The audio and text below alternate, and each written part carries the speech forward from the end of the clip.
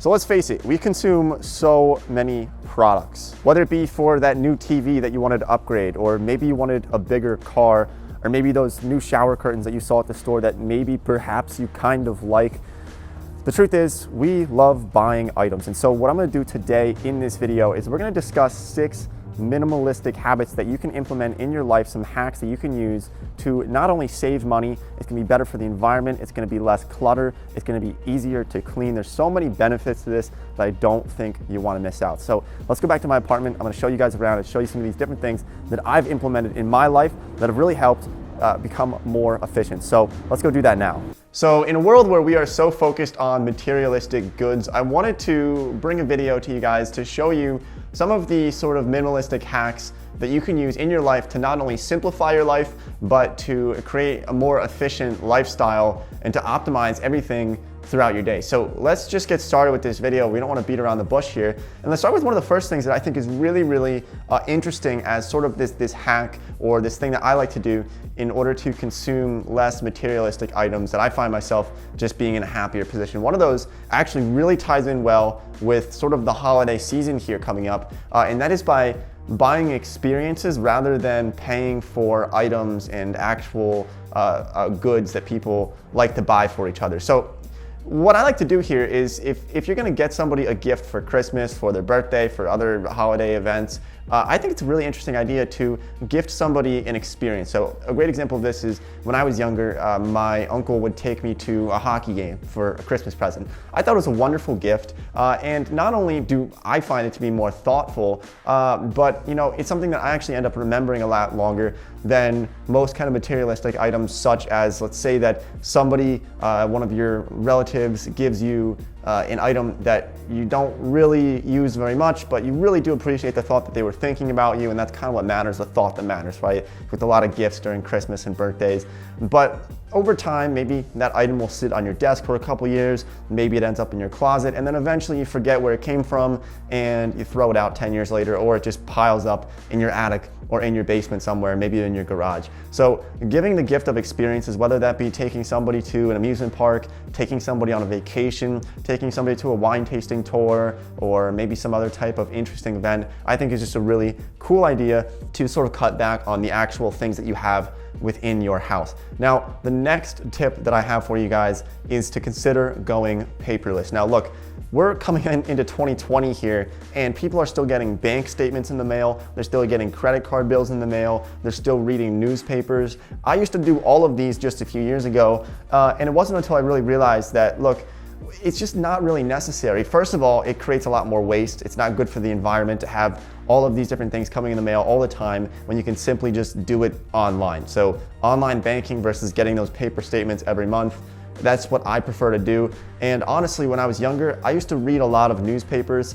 You know, I guess not many kids did that, but I literally enjoyed reading a physical newspaper every day throughout high school. It was probably just me and other 80-year-olds maybe. You know, eventually I realized that it's just creating a lot of waste, and it does end up kind of cluttering your house as well by just having physical papers. So consider doing everything online. I mean, I don't really consume any more papers these days, and I got this app that, you know, I really wish they were sponsoring this video, but they're not. Nobody's sponsoring this video. It's called Cam Scanner actually, and what it does is you can just scan important documents. So I'll do this for things that might come in the mail that I can't really just throw away. I need to make sure that I have them on file somewhere. So I just use my phone to scan documents. Super simple, works just as good as a scanner in my opinion. And then you can either upload these documents to some type of cloud service, or you can put them onto a hard drive. What I would suggest doing though is make sure that you back these up so that you're not putting all of your important documents somewhere on the cloud, and then you forget your password to your account and you're totally screwed. Now, there's obviously things you can't do that with, like birth certificates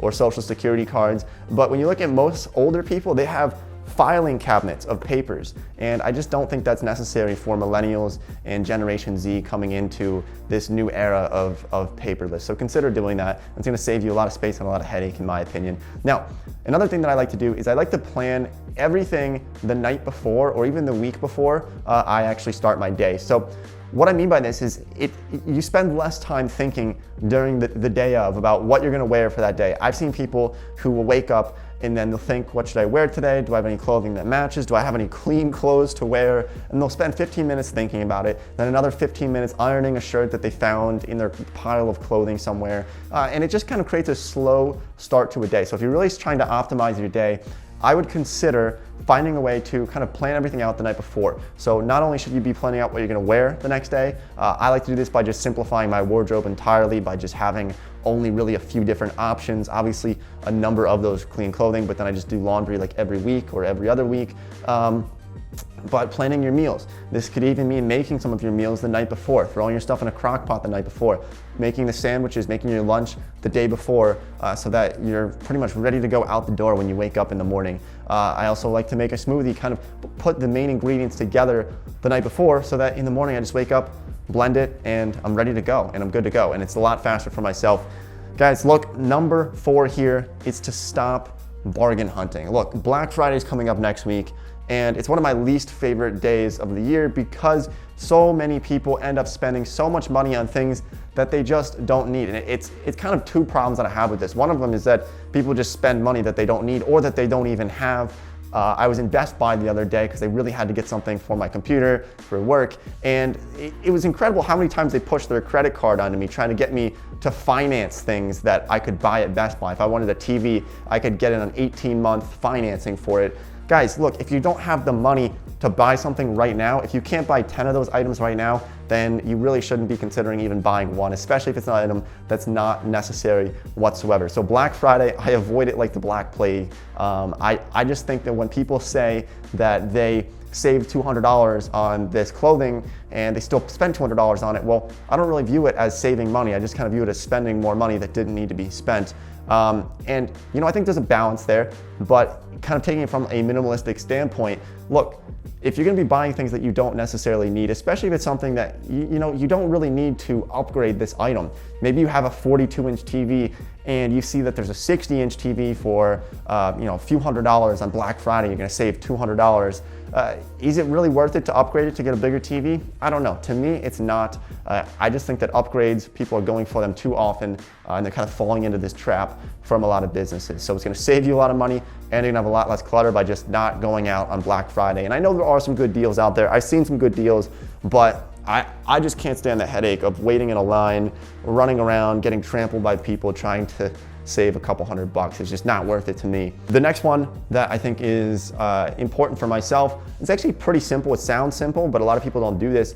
It's by keeping all of your counters clear as possible. Now, maybe this is OCD or something, I don't know, but the way that I feel, it's sort of the same idea of if you don't make your bed in the morning and your bed is all like sloppy and your sheets are everywhere, your pillows are everywhere. I just feel like if my apartment is messy, if my counters are messy, then my life is messy and my brain is messy. So I like to keep everything clean and clear. And you know, there's some appliances that I'll have in my kitchen that I just make sure that I store them in cabinets so they're not just sitting out taking up counter space, because then when I want to make a meal or I want to make food or somebody to come and tours my apartment, well, it's gonna be a lot easier for it to look a lot cleaner, a lot less to clean when I have pretty much nothing on the counters, except for sometimes I'll keep the blender up top on the counter because I use it on a daily basis. Everything else keep below deck. And the final tip that I wanted to share with you guys today is to consider borrowing instead of buying certain items. Now, we can give you some specific examples here, but sometimes I found that you can be better off by renting something or borrowing it rather than going out and buying it. For example, if you go skiing once every few years, should you go out and buy skis? Well, maybe, but it's going to create a lot more clutter. So what I would rather do is just rent the skis when I want to use the skis. And obviously there's gonna be a time when it makes more sense to buy it if you're using it very often and you find yourself renting it all the time. It's not going to be worth it for you. But there's things that are going to be better off borrowing. Let's say that you have some people coming over for dinner and it's a rare occurrence and you don't have enough chairs. Should you go out and buy 4 more chairs, or is there a way that you can find to get 4 more chairs, maybe from getting somebody to bring them or knocking down your neighbor's door if you're very friendly with them? That's just an example there. There's tons of different examples that we can use, but it's something that I think you should definitely take into consideration. All right, so those are my 6 tips for you guys. If you found any value in this video, make sure you subscribe to the channel, drop a like on the video, and check out this video right here for more content.